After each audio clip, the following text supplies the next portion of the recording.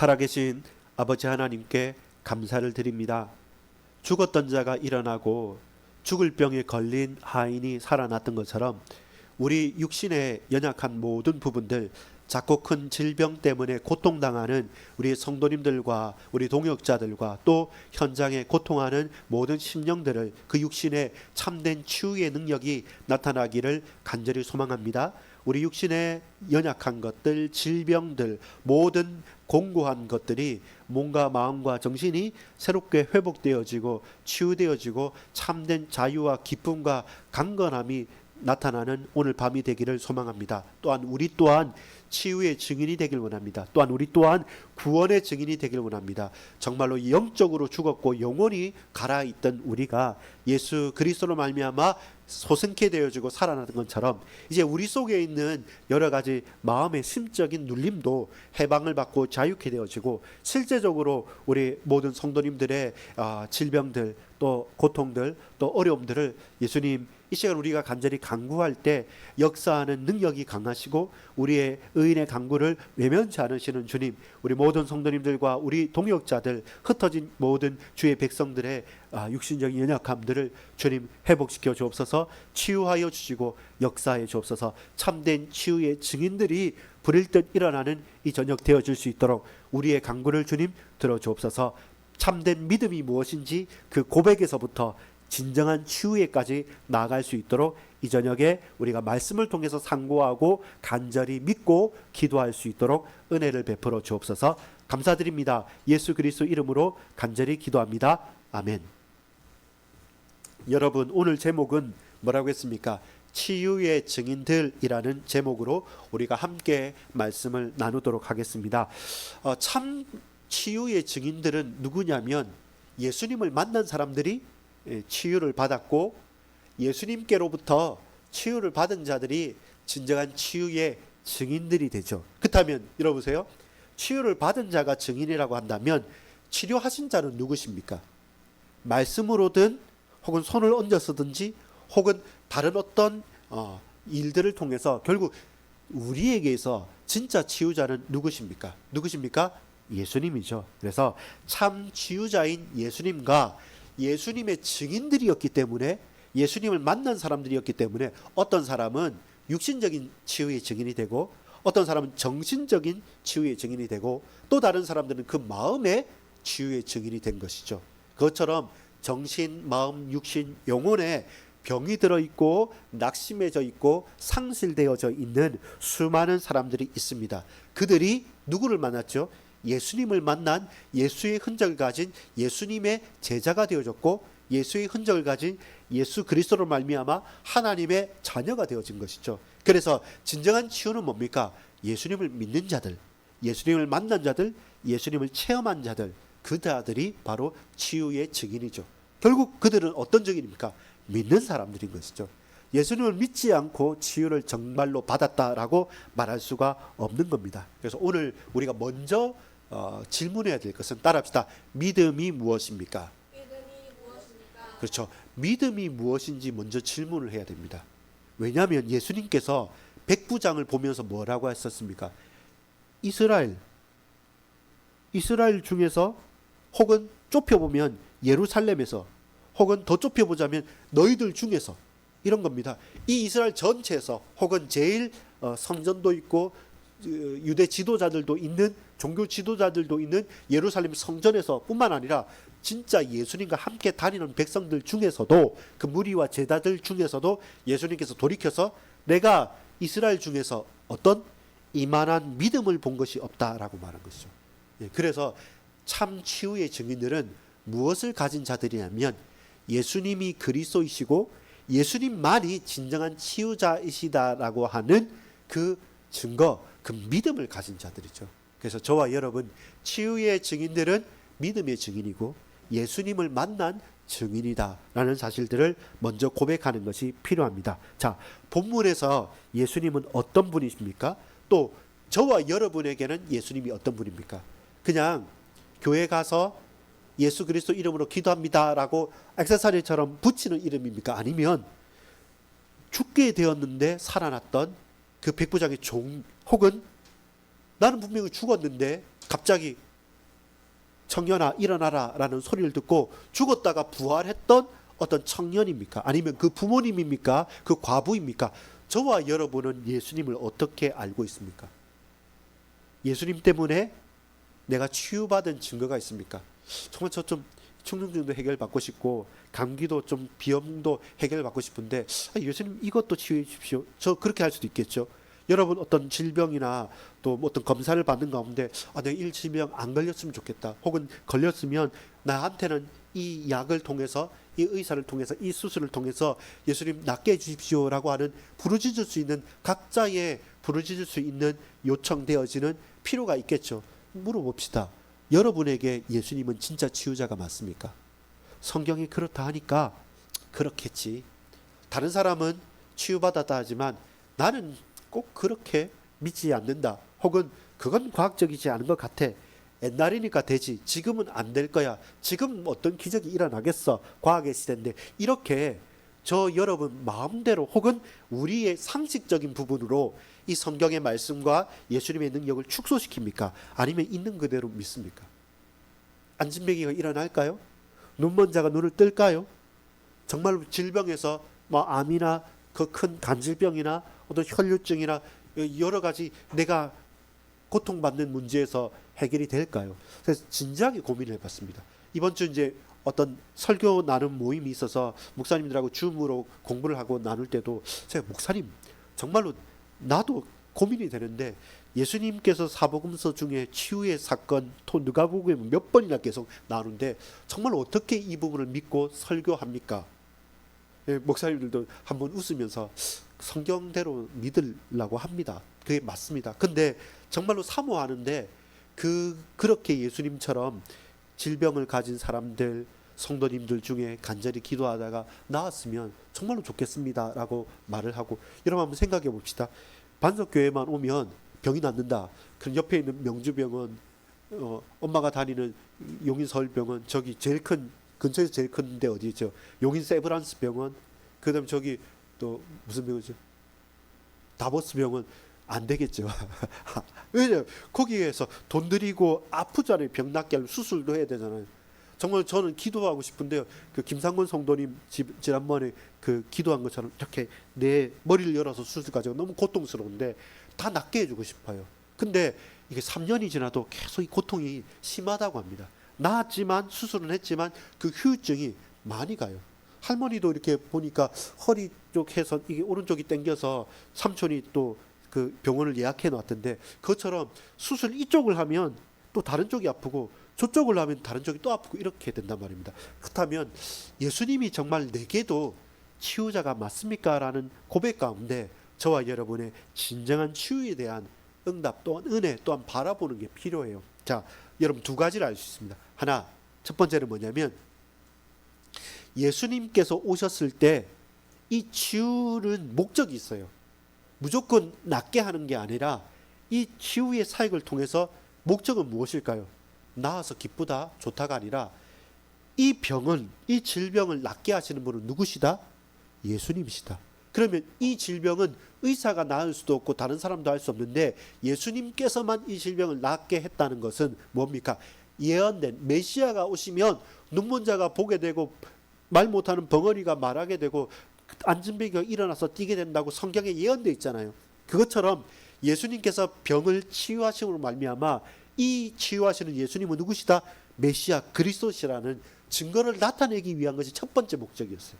우리가 질병에서 낫고 안 낫고 이전에 그 질병을 낫고 나서 진짜 이것을 통해서 누가 이 질병을 낫게 하신 분은 단순한 어떤 선지자, 단순한 능력을 행하는 사람이 아니라 메시아시구나. 근데 이 당시든 지금도 영험한 능력을 통해서 사람의 병을, 질병을 낫게 하는 사람들이 있습니다. 근데 딱 하나는 못해요.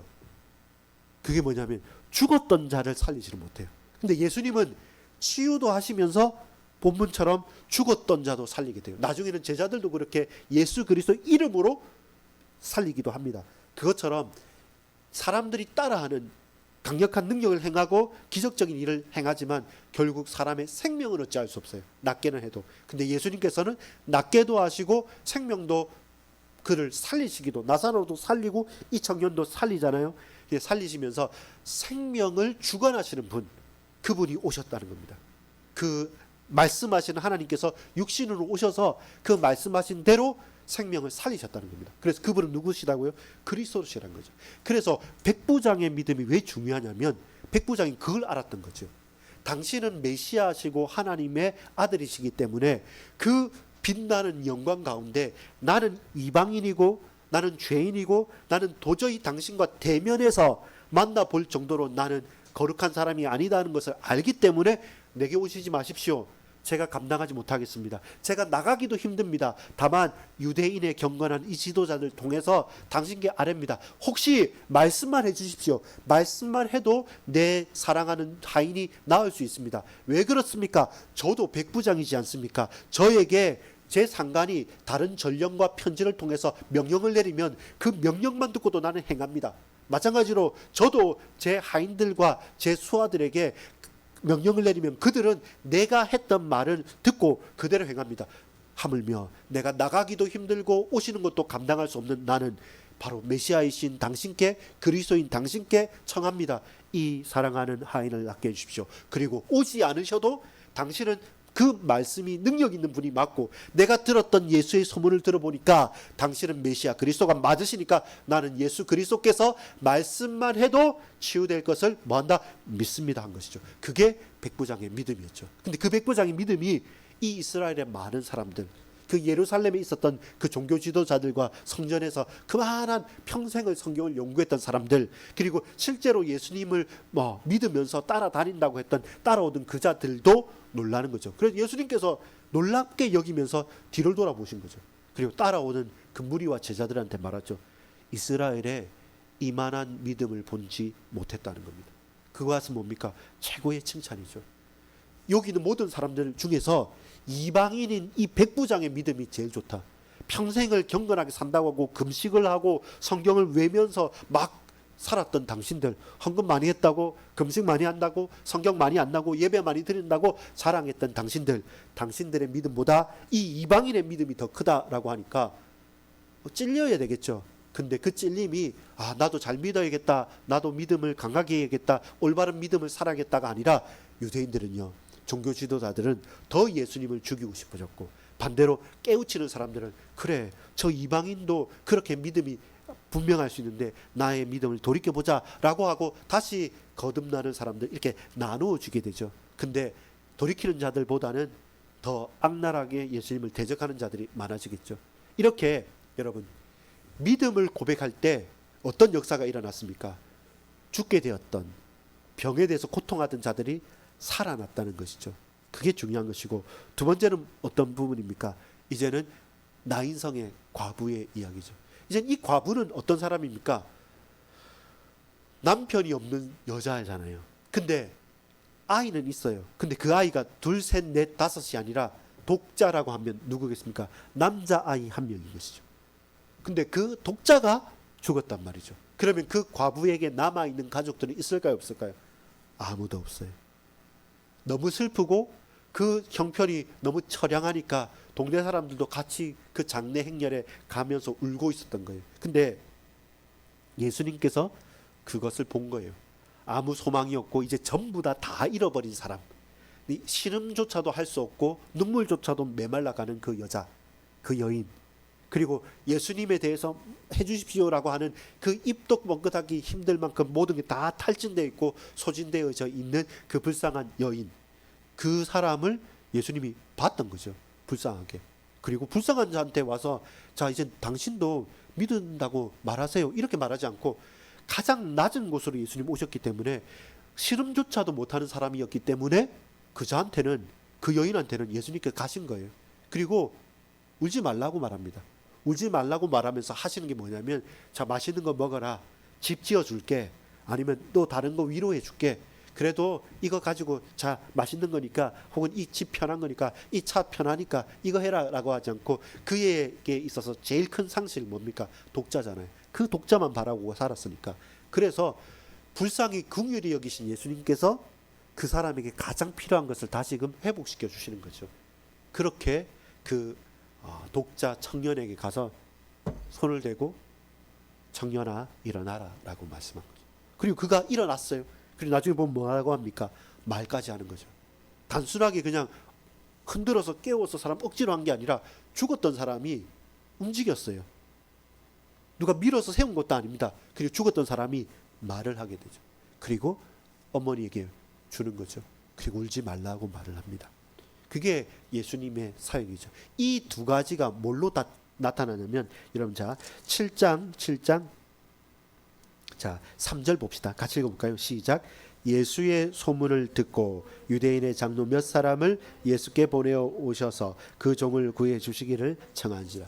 예수의 소문. 자, 다시 또 17절 볼까요? 이제는 그 나인성의 가부의 독자가 일어난 사건입니다. 그거 이후에 17절 시작. 예수께 대한 이 소문이 온 유대와 사방에 두루 퍼지니라. 아멘. 예수의 소문이 뭡니까? 예수님은 병자를 나으셨다는 겁니다. 예수님은 죽었던 자를 살리셨다는 겁니다. 근데 여러분, 병자를 낫게 하는 사람 누굽니까? 의사가 낫게 할 수 있죠. 근데 죽은 자를 낫게 하는 사람은 의사가 아니에요. 예언되어진 선지자예요. 여러분, 그 구약시대 때도 아주 이따금 질병에 대한 치유는 많이 했지만 죽었던 자가 살아나는 경우는 별로 없었는데 두 가지 큰 경우가 있었습니다. 그게 뭐냐면 저 엘리야와 엘리사 시대였어요. 엘리야가 사렙다의 과부의 아이를 살리는 것이 열왕기상 17장에 나왔고요. 또 엘리야의 제자인 엘리사가 또 스승처럼 뭐 했습니까? 수넴성의 아이를 살린 사건이 있습니다. 그게 열왕기하 4장에 나옵니다. 그러면 사람들이 생각나는 거죠. 이때까지 기적도 기적이지만 이렇게 사람을, 죽었던 사람을 살린 것은 저 엘리사 때, 기억해보니까 저 엘리사 때, 기억해보니까 저 엘리사 때, 그 수넴성에서 그 사렙다 가부에게 행했던 것. 근데 그 일이 지금 일어났단 말입니다. 그래서 예수님에 대해서 어떻게 이 사람들이 말합니까? 자, 7장 읽어볼까요? 16절 시작. 모든 사람이 두려워하며 하나님께 영광을 돌려 이르되 큰 선지자가 우리 가운데 일어나셨다 하고 또 하나님께서 자기 백성을 돌보셨다 하더라. 그렇죠. 큰 선지자가 일어났다는 거죠. 여러분, 지금 이때가 어느 때냐면 400년 동안 말씀이 끊겨진 때예요. 선지자들이 없었던 때예요. 그러면서 막 여러 가지 귀신들이나 여러 가지 악한 영들이나 그리고 또 막 독립운동도 하고 로마의 압제도 있고 막 여러 가지 전쟁도 있고 너무 혼란스러운데, 과학은 발전하고 군대는 발전하고 각각 소리 내는 사람들은 많지만 정작 하나님의 말씀은 끊어졌던 시대, 갑자기 딱 나타난 세례 요한. 근데 세례 요한도 죽게 됐죠. 그리고 그 다음에 예수님께서 사역하는 이때 보니까 너무나도 한 번도 옛날 이야기로만 있었던 그 이야기가 지금 딱 드러나죠. 그러니까 큰 선지자다 이렇게 고백을 하는 거죠. 맞아, 큰 선지자. 그 선지자가 했던 일을 예수님도 하시네. 근데 자세히 이 소문을 듣고 보니까 결국 병자를 낫게 하고 죽었던 사람을 이렇게 세우고 저 바다의 바람을 잠잠케 하고 그리고 귀신을 쫓아내는 그분은 누구냐라고 할 때 그분은 약속하신 메시아 그리스도께서만 하실 수 있는 일을 누가 하고 계신다? 예수님께서 하고 계시죠. 그래서 예수님은 누구십니까? 예수님은 나의 참 치유자요, 예수님은 나의 구세주요, 예수님이 바로 약속하신 메시아십니다 라는 그 믿음의 고백들을 예수님을 만난 자들은 고백하게 되는 거죠. 그러니까 사람들이 관심을 기울이잖아요. 누구나도 이제 다 예수님을 만나보기 위해서 소문을 따라서 가는 거예요. 그것 때문에 치유의 사역들은 많이 일어났게 된 겁니다. 지금은 치유라는 것은 이 과학의 발달, 의학의 발달조차도 하나님께서 우리 인간에게 주신 달란트와 여러 가지 소질 가운데 우리가 해나가고 있는 거예요. 그래서 지금은 난 예수님께서 낫게 해주시는 것만 믿고 약도 안 먹고 병원도 안 가고 의사도 싫어, 난 예수님만 직접 만날 거야 라는 것은 하나님께서 우리에게 허락하신 일반 은총을 무시하는 겁니다. 그건 하나님의 뜻도 아닙니다. 다 할 수 있습니다. 그런데 그럼에도 불구하고 그 약과 의사와 병원의 손길에 하나님께서 역사해 주셔야지만 진짜 은혜가 나타나니까 그렇게 우리는 활용하면서 간구하는 것이죠. 그리고 그것을 통해서 여러분, 그래서 더 중요한 건 뭐겠습니까? 내가 아프니까 병이 낫는 것이 아니라 하나님, 내가 우리 가정 앞에서 내가 우리 현장 앞에서, 우리 교회 앞에서 내 이 질병이 있는데 이거 나아도 되고 안 나아도 됩니다. 근데 이 질병과 이 고통을 하나님 낫게 해주시고 회복시켜 주시면서 이 하나의 치유 사역을 통해서 정말로 믿지 않는 자들이나 정말로 왔다 갔다 하는 저자들에게 하나님 살아계신다는 증거를 나타내기를 원합니다. 그게 내게 먼저입니다 라고 기도하는 게 사실상은 더 맞겠죠. 아프니까 낫게 해주십시오가 아니라 모든 질병의 목적은 이를 통해서 예수님이 그리스도라는 사실들을 드러냈던 것이 신약시대의 치유의 목적이었다고 한다면, 오늘도 우리가 질병과 문제와 사건들 통해서 하나님 이 질병 혹은 이 문제, 이 사건을 통해서 예수님이 정말로 살아계신다는 사실, 그리스도라는 사실들을 나도 믿고 우리도 믿고 전부 다 알게 하나님 드러내 주시옵소서. 이게 복음 전하고 복음을 확산시키는 그 전도와 또 선교의 증인된 일로 나는 쓰임받길 원합니다 라고 한다면 더 우리의 기도는 올바른 것이 되겠죠. 이렇게 저와 여러분이 기도를 대하는 자세, 혹은 치유를 대하는 자세, 혹은 질병을 대하는 자세가 필요한 것이죠. 그렇게 믿고 운동도 하고 또 저와 여러분 밥도 잘 먹고 약도 잘 먹고 그러면서 치유하는 그 가운데 믿음의 고백으로 늘 나가는 것이 사실상 지금 오늘 이 시대에 역사하는 것이죠. 예를 들어 보겠습니다. 여러분 맹장이 터지잖아요. 요즘에는 수술할 수 있어요. 그러면 나아요. 근데 몇십 년, 100년 전에는 맹장을 개복해서 수술을 못해요. 그러면 많은 사람들 조금만 문제가 돼도 다 죽게 됐어요. 지금은 우리 여러분 중학교 갈 때 예방접종도 맞고, 해경이 오늘 기숙사 들어갈 때 뭐 보건증 같은 것도 떼요. 왜냐하면 결핵이나 뭔가 같이 있을 때 질병이 옮기면 안 되니까요. 옛날에는 그런 거 몰랐잖아요. 그때는 우리가 지금은 쉽게 그거 약 먹으면 돼, 그 간단한 수술이면 돼 하는 것 때문에 다, 옛날에는 그것 때문에 다 죽었었어요. 실제로 얼마 전까지만 해도. 그래서 여러분 질병과 치유라는 것은 단순하게 우리가 무조건 병이 낫는다, 무조건 병이 치유받는다라는 것만 하나님 뜻이다 이렇게 말할 수 있는 것은 아니에요. 목적은 뭐라고 했습니까? 이 일을 통해서 예수님이 그리스도이심을 드러내주는 것. 그리고 그렇다고 한다면 여러분 보세요. 백부장은 가장 잘 드러낸 사람이잖아요. 사람들 전부 다 예수님 직접 해달라고 했는데 이 백부장은 나는 죄인이고 당신은 거룩한 하나님의 아들입니다. 내한테 들어오는 것도 감당 못하고 내가 나가는 것도 송구스럽습니다. 그 말은 뭡니까? 인정한 거잖아요. 다른 사람은 선생님이다, 아니면 큰 선지자다, 병함 낫게 해봐, 내가 한번 보고 볼게, 이렇게 했는데 그 이방인의 믿음 자체는 하나님이 일단 믿었으니까 내가 감당 못하겠지. 그리고 또 오시니까 그때서는 뭐라고 말합니까? 말씀만 해도 낫겠습니다. 왜? 하나님의 말씀의 능력이 있으니까. 안 오셔도 거기서 말씀하십시오. 반드시 나을 겁니다 라고 하죠. 그것은 무엇입니까? 그 누구보다 예수님이 하나님의 아들 메시아이심을 정확하게 드러내는 것이죠. 그 말씀의 능력과 권위를 인정한 거죠. 그러니까 치유와 역사와 증거가 나타날 수밖에 없는 것이죠. 그게 믿음인 것이죠. 그에게는 병이 낫고 안 낫고 우리에게는 중요한 문제이지만 그에게는 그것보다 내가 주를 만났다는 겁니다. 내가 주를 만났다. 보지 않아도 그는 만난 거예요. 그는 믿음을 회복한 것입니다. 히브리서 11장 오늘 한번 찾아볼게요. 자, 믿음이 뭔가, 믿음으로 나가는 자들이 어떻게 나가야 되는가. 11장 6절 한번 볼까요?